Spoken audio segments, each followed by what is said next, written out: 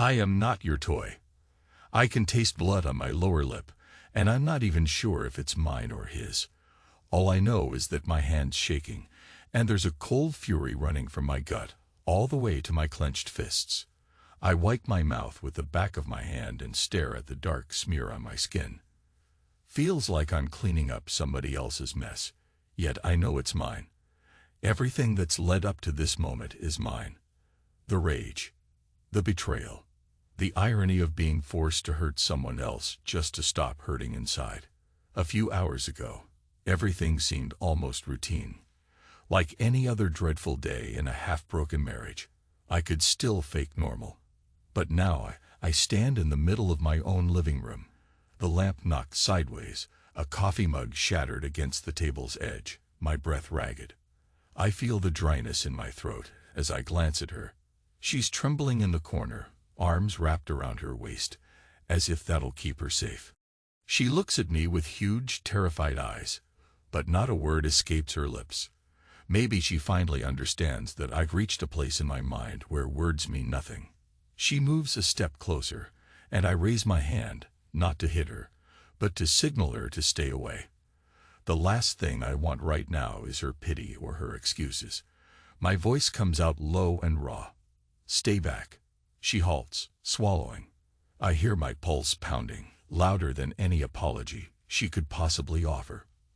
I was calm once. I was a good man. People said I was steady, predictable, dependable. Did everything by the book. Got my degree, got a stable job, married a nice woman, bought a decent house in a comfortable neighborhood, even had a beautiful daughter. I used to sleep soundly, no nightmares. I used to look at my wife with admiration, love, pride, and yeah, maybe that's where I went wrong. Getting too sure of the ground under my feet.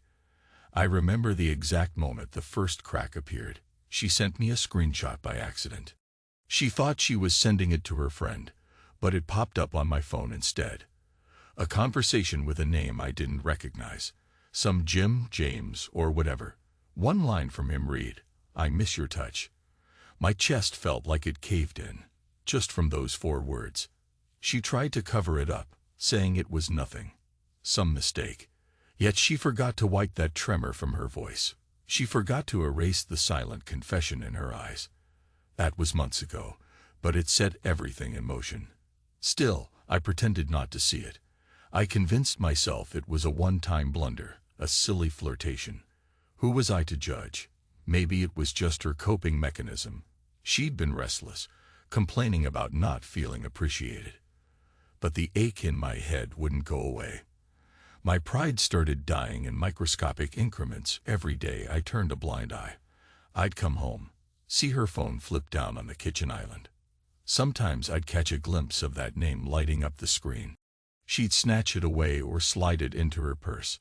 We lived like 2 polite strangers, performing some half-hearted dinner ritual for the sake of our daughter. We never spoke about it directly again, and it ate me alive.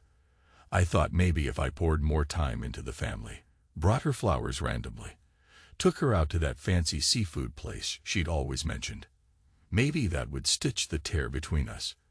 But every time I tried, I sensed that she wasn't fully there. Her eyes flicked to her phone, or drifted off to some far corner of the restaurant, as if searching for an exit. I remember one evening watching her put on makeup so carefully before a girls' night out. Except her best friend had canceled, so who was she meeting? I guess the only thing that kept me from exploding earlier was fear. Fear of confrontation. Fear of losing everything. Fear of looking like the weak, clueless husband. But that night, when I cornered her by the bedroom door, and she half laughed while saying, "You're overreacting," something snapped. I felt my own composure fracturing into sharp, ugly pieces. I asked my parents about getting a church annulment. Maybe it was a bizarre way of seeking closure without screaming in her face. It wasn't about humiliating her. It was about me trying to reassert some sense of control.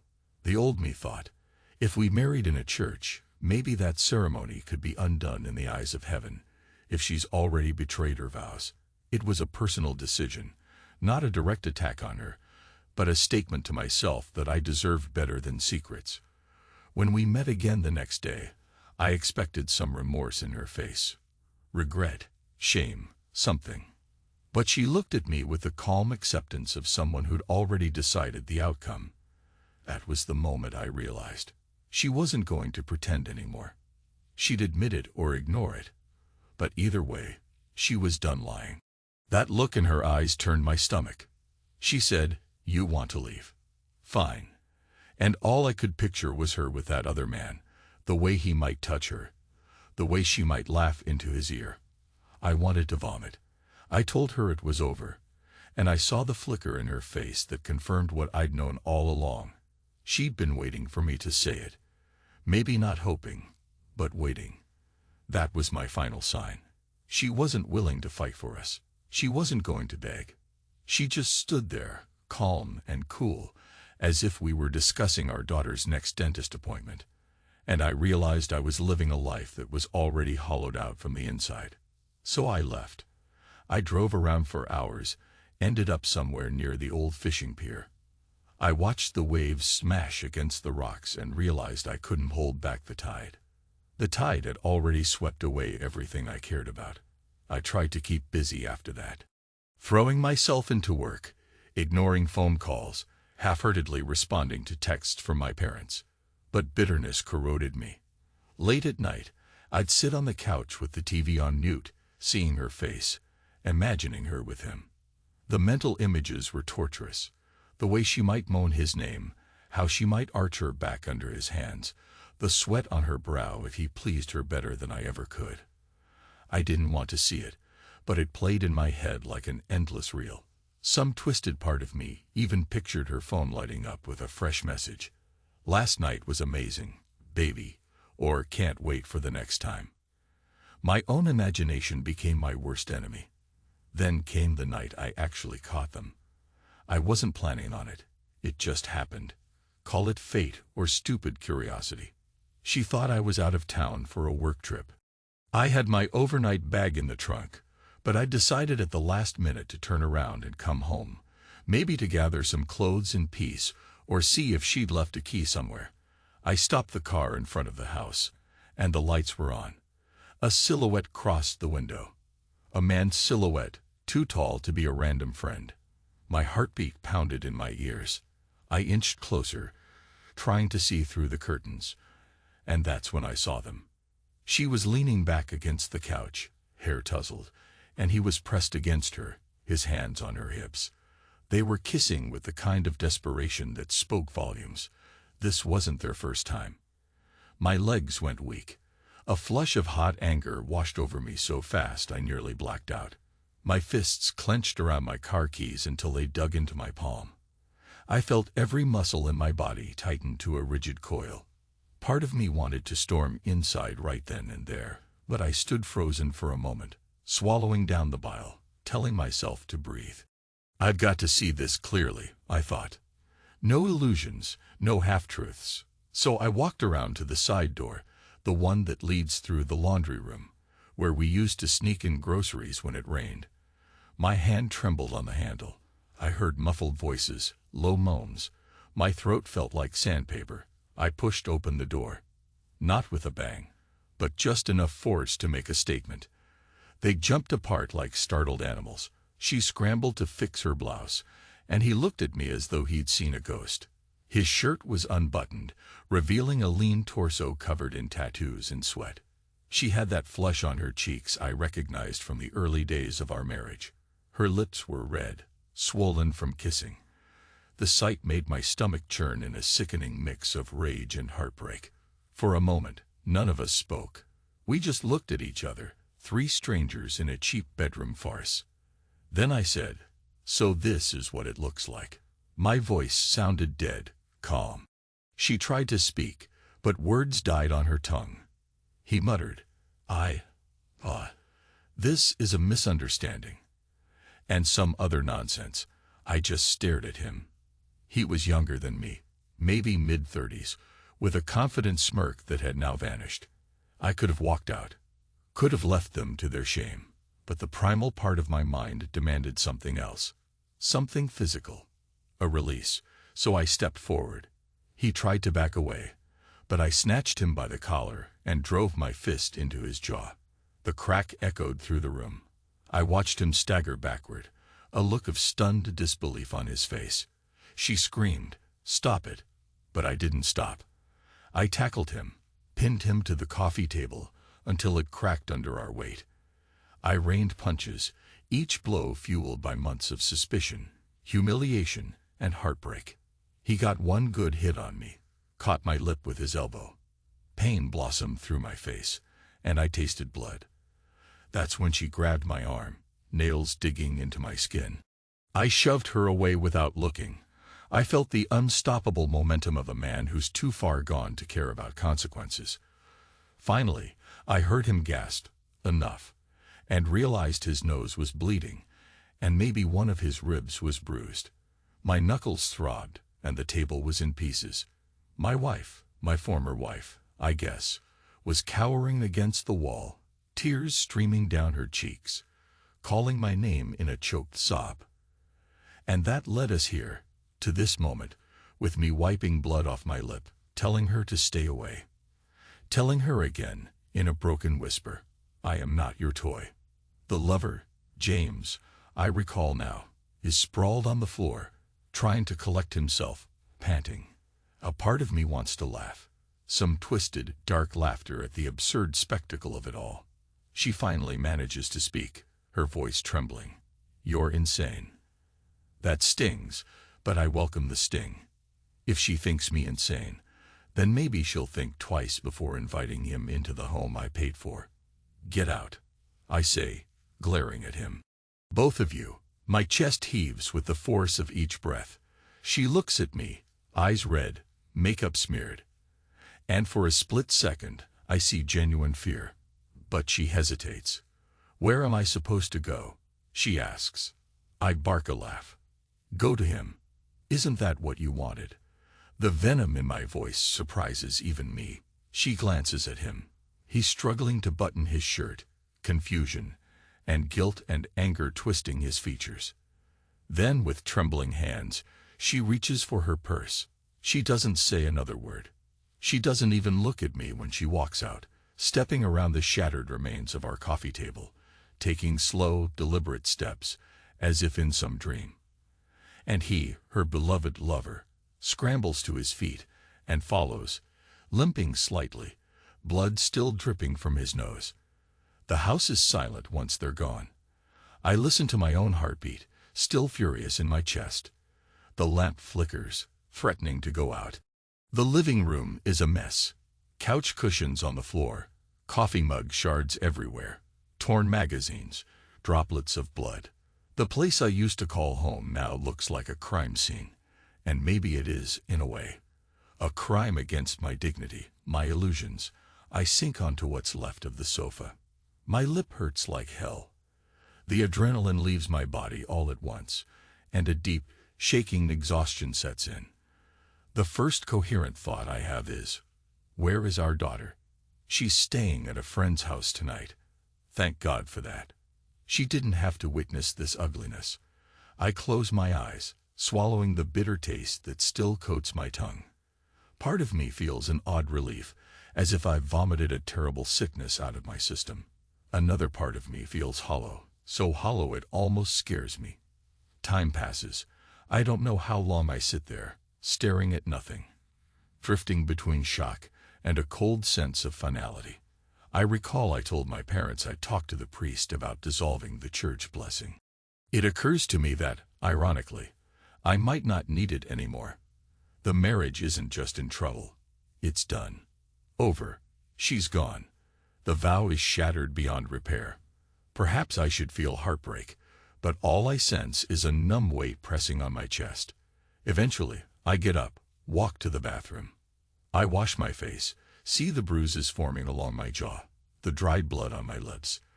My reflection looks older, worn down. For a second, my mind flickers. Did I go too far? But the memory of them together, her breathless moan, that flash of guilt on her face, kills my self-doubt instantly. I clench my teeth and rinse my hands again.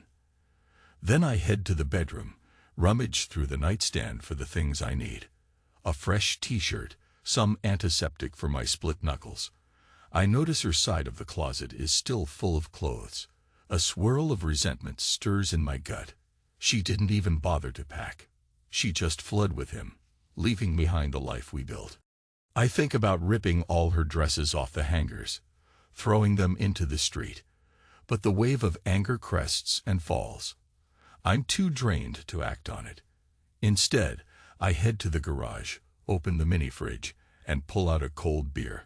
I stand there in the musty darkness, the overhead light buzzing. I raise the bottle to my lips, my hands unsteady. The first gulp is heavenly. Then I let out a breath that sounds like a laugh, and a sob at the same time. I spend the rest of the night cleaning up the living room. I sweep the broken glass, fix the lamp, wipe the bloodstains from the floor. It's mechanical, a distraction. My mind keeps replaying the image of her pinned against the couch, her lips parted for him, her cheeks flushed with desire. The raw, intimate moment I glimpsed that was never meant for my eyes. My own wife, or who used to be my wife. At some point, I find a half-finished bottle of whiskey in the cupboard. I pour myself a shot. Then two, then three. The liquor burns, but not half as much as the betrayal. Finally, sometime before dawn, I collapse onto the recliner, half-drunk, bones aching, knuckles throbbing, soul heavy. The house is too silent. I don't even remember drifting off. When I wake, the sun is already high. My throat is parched, my head pounding. I check my phone. 8 missed calls, 5 texts. Some from her, some from unknown numbers. I ignore them all. Another text from my parents. Worried. Where are you? Are you okay? A flush of guilt hits me. They're old. I shouldn't cause them anxiety. But I can't handle a phone conversation right now, so I send a short reply. I'm alive. Need space. Then I toss the phone aside. After a shower, I decide I need to keep moving. The house feels suffocating, every corner tainted with memories. I hop in my car and drive.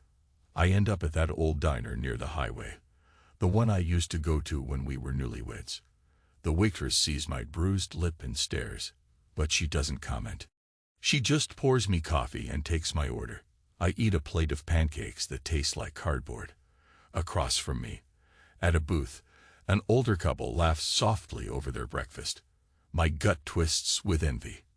I imagine them married for decades, unshakable. The bitterness creeps in again, so I leave a tip and exit without another word. Back in the car, I remember the conversation with the priest. He said something about speaking with my parents, about healing, about reflection. But I have no interest in prayer or reflection right now. My reflection is a man covered in bruises and betrayal. I drag aimlessly until I find myself near a park where families are picnicking, kids are running around. It's a glaring reminder of the life I once had, or thought I had. I park under a tree and sit in silence, letting the engine tick cool. That's when my phone rings again. I see her name on the screen. My stomach tightens. Against my better judgment, I answer. Her voice is shaky. Hey, are you okay? I laugh, a short, humorless bark. You're asking me if I'm okay. After last night. She hesitates, breathing so audibly into the line that I picture her biting her lip. It didn't have to end that way, she murmurs. The nerve. I snarl. End what way? The truth was going to come out sooner or later. She tries to explain herself, says she never intended for it to go so far, says she was lonely, felt ignored. My mind flicks to the times I was working late, the times I was so exhausted I fell asleep on the couch. Maybe I share some blame for neglect. But screw that. She had options, communication, counseling, anything but screwing some younger guy in our home. She says she needs to come by and get some clothes. Her voice wavers with guilt or fear, maybe both. I grit my teeth and say, fine. Come by when I'm out. I hang up without waiting for more.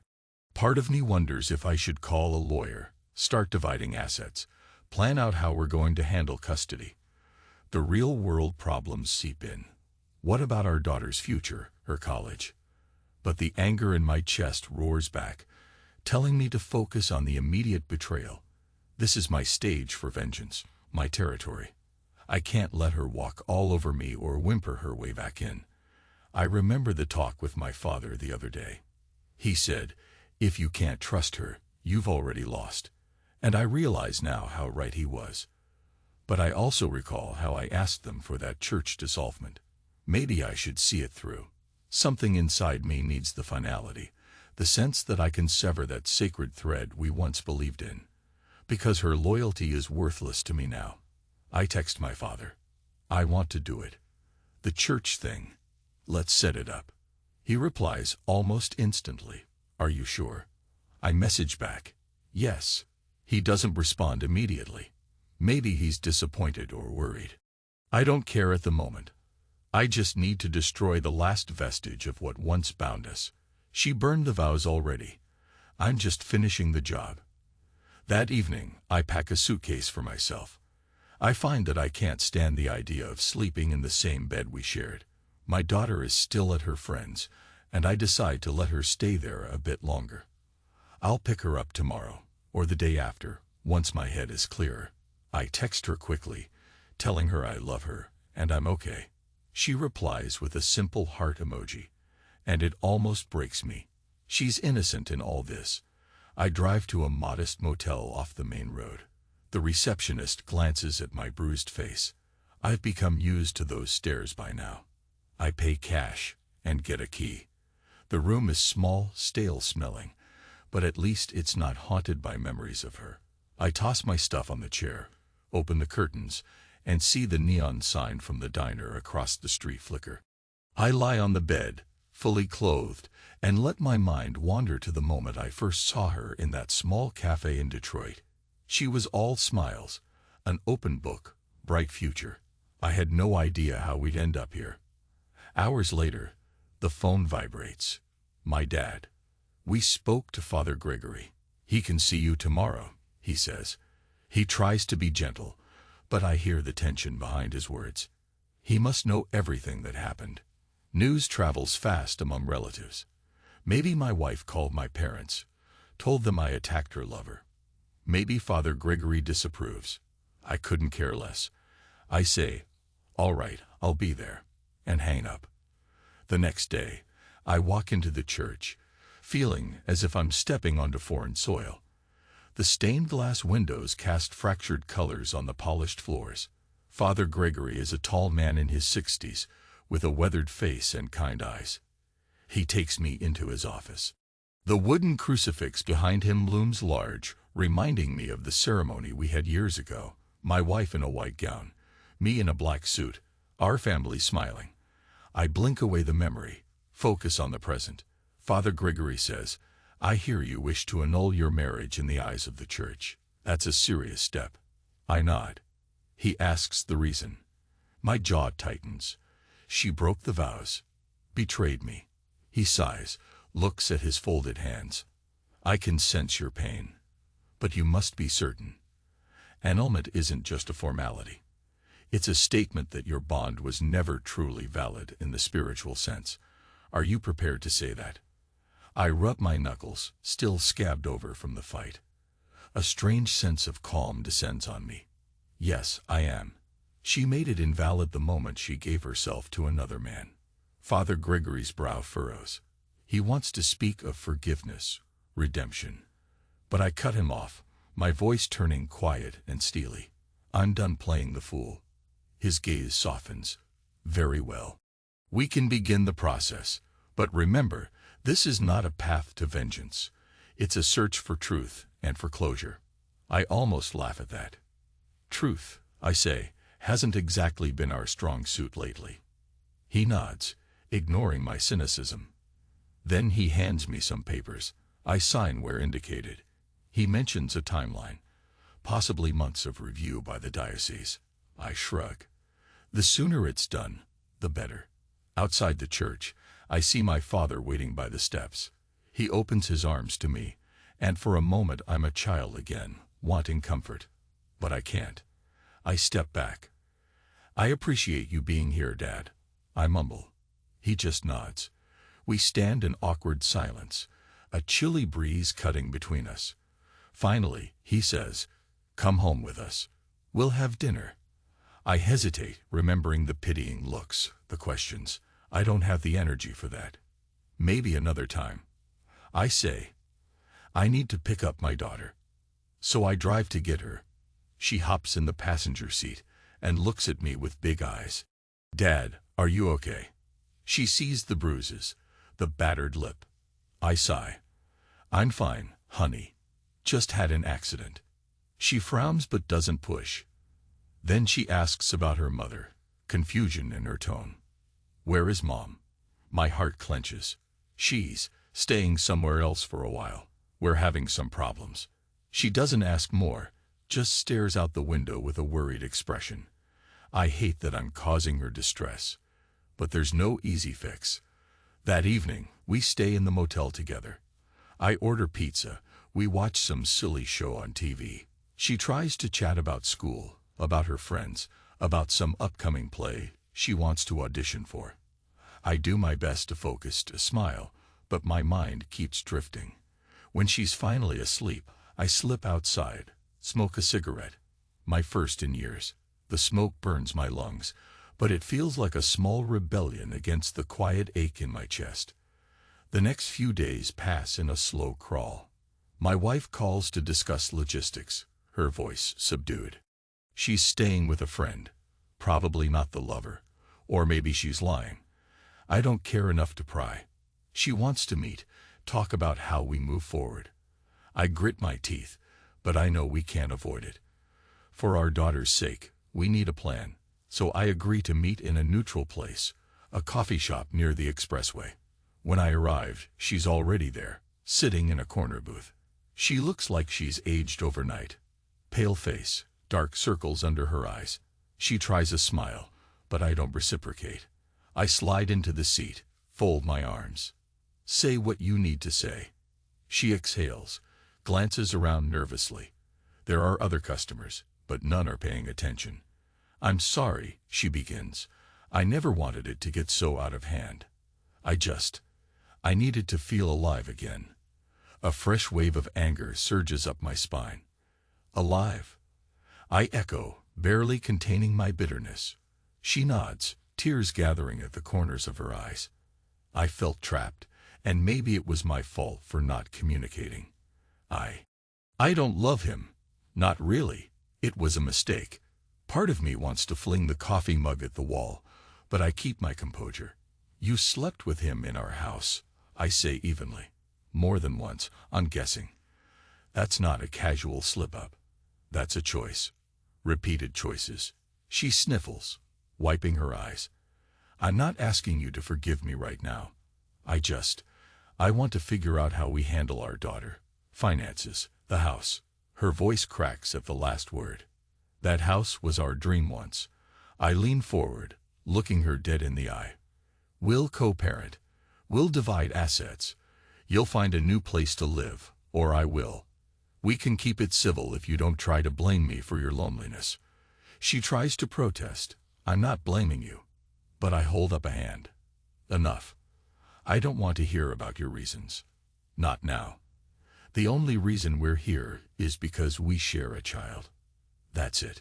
She bows her head, her tears dripping onto the paper napkin. Something in me twists, a pang of empathy, but I squash it. I remind myself of that scene on the couch, the flush of her cheeks under his hands. We agree on some basic arrangements. She'll see our daughter on weekends. We'll keep it calm in front of her. The coffee grows cold as we talk. At the end, she hesitantly asks, "You're going through with the annulment, aren't you?" I nod. She bites her lip, fighting new tears. "That's final then." I don't answer. She reaches out as if to touch my hand, but I pull away. "Don't," I whisper. She closes her eyes in resignation. I can't stand the sight of her tears anymore, so I get up and leave. Days turn into weeks. Life settles into a grim routine. My knuckles heal, though the memory of that fight is etched in my mind. I see my parents occasionally. They tiptoe around the subject. Father Gregory contacts me once about the paperwork. I sign more forms, trying not to dwell on the spiritual way of it. My daughter bravely navigates the new normal. Sometimes she stays with me at the motel, sometimes with her mother at a small apartment across town. The heartbreak in her eyes nearly undoes me, but I force myself to stay stoic. Then, one evening, I get a text from my wife. "You need to finalize the house sale. Please come by tomorrow." The house. Our home. My stomach knots. But I realize I can't cling to a place that's been tainted by betrayal. So I agree. The next day, I pull into the driveway. The yard is overgrown. The mailbox stuffed with old flyers. Feels like a ghost house. She's waiting inside, wearing a sweater and jeans, looking exhausted. We sort through paperwork in the kitchen. It's painfully tedious. Sign here, initial there. At some point, she stares at me with watery eyes. "This is it, isn't it?" she murmurs. "The end." I give a curt nod. She swallows. "I never wanted to destroy you." That's when something inside me cracks. I let out a short, bitter laugh. "Destroy me? Maybe you did, but I'm still standing." Silence hangs between us, thick and suffocating. She sets down the papers. "I know I hurt you," she whispers. "I will regret it for the rest of my life." My lips twist in a grimace. Good. As we finish signing the last document, I remember the faintest moment of mercy. I think about the fact that once upon a time, I was happy with this woman. We shared so much. I force myself to speak calmly. "Let's just keep it civil for our daughter's sake." She nods, tears slipping down her face again. I gather the papers, slip them into a folder. In my mind, I imagine this is the final shovel of dirt on the grave of our marriage. On my way out, I pause in the living room, where the fight happened, where the coffee table got smashed to pieces. She must have replaced it with a cheap plastic one. The walls still bear a faint scuff mark from that night. A memory stirs of me wiping my bloody lip, telling her to stay away. My chest feels heavy. Without another word, I turn and leave. A week later, the final arrangement goes through. We sell the house, splitting the proceeds. She keeps her car. I keep mine. The annulment process continues. My father says it might take months, but I've done my part. I'm done. I move into a small apartment near the center of town, just big enough for me and my daughter when she visits. It's sparse, but it's mine. Empty, but it's honest. There's a certain peace to that. And that's when I realize I've found my own version of freedom. It doesn't feel good yet. I still wake some nights drenched in sweat, haunted by images of them together. But at least it's real. I'm no longer living under illusions or tiptoeing around her phone. The quiet in my apartment is my quiet, not the uneasy hush of a dying marriage. Eventually, I agree to let my wife come by with our daughter for a short visit. She knocks softly, enters, and I see how uncomfortable she is. My daughter smiles tentatively and glances around. "Not bad, Dad," she says, trying to lighten the mood. I shrug, manage a small grin. My wife stands awkwardly by the door, not sure where to look or what to do. I step aside, wave them in. My heart is pounding, but I maintain my composure. We make small talk about random stuff. The place is clean, if not entirely furnished. I have a second-hand couch, a small dining table, a single lamp. My wife compliments something trivial, maybe the view out the window, and I just nod. When she leaves, I feel both relieved and strangely sad, like I'm letting go of the last remains of some half-forgotten dream. Time passes, bit by bit. I throw myself into work again, take on more responsibilities at the office. My boss notices my drive, even offers me a better position. I might take it. Meanwhile, I meet my daughter every other day, take her for ice cream, watch her grow into a young woman. She doesn't talk much about her mom, and I don't ask. I assume they have their own conversations about me, about what happened. But that's not my concern anymore. One evening, I decide to box up the few old photos I salvage. Wedding pictures, holiday snapshots. I stare at them for a long time. In one, my wife and I are laughing at some joke I can't remember, arms around each other, eyes shining. I wonder where that moment went. Then I close the box and push it into the back of a closet. I don't want to burn them. I'm not that man. But I can't have them on display. Not now. Maybe not ever. And then comes the day I get a letter from the diocese. They've agreed to the annulment. It's official. Our church wedding is considered null. I run my thumb over the embossed seal, feeling the subdued satisfaction. She and I, whatever we had in that sacred sense, is gone. I let out a shaky breath. Strangely, I feel lighter. A part of me had always believed in the permanence of marriage, the sanctity. Now I'm forced to define myself anew. Not as a husband, but as a man alone. I go to the bathroom, look at myself in the mirror. The bruises have long since faded, just faint memories in my reflection. My lips are healed. My eyes, though, they look older, harder. I run a hand over my short hair and think, this is who I am now. Battle-worn, yes. Scared, definitely. But not broken. Later that night, I sit on the tiny balcony of my apartment, a cold beer in my hand, gazing at the city lights. There's a chill in the air. The memory of that last fight resurfaces, her terrified expression. My fists slamming into his face, the raw, animalistic fury that took over. I let out a slow exhale, half laughing at the madness of it all. A twisted black humor creeps in. Maybe I should have been more polite about the whole thing. But no, some betrayals need a violent release, or they'll poison you from the inside. A phone buzz interrupts my thoughts. It's a text from a number I don't recognize. Hey man. It's James. For a second, I blink, not comprehending. Then the realization hits, her lover. My teeth grind. I want to ignore it, but curiosity wins out. I open it. He writes something about wanting to apologize and hoping we can move past this. My hand clenches around the phone, my mind swirling with half-formed curses. Then I simply delete the message without replying. At that moment, I discover a strange feeling blossoming in my chest. Indifference. Yes, the resentment is there, but overshadowed by something calmer. I don't care about him or what he wants to say. I don't need closure from him. He's a footnote in my story, a grim chapter that's already ended.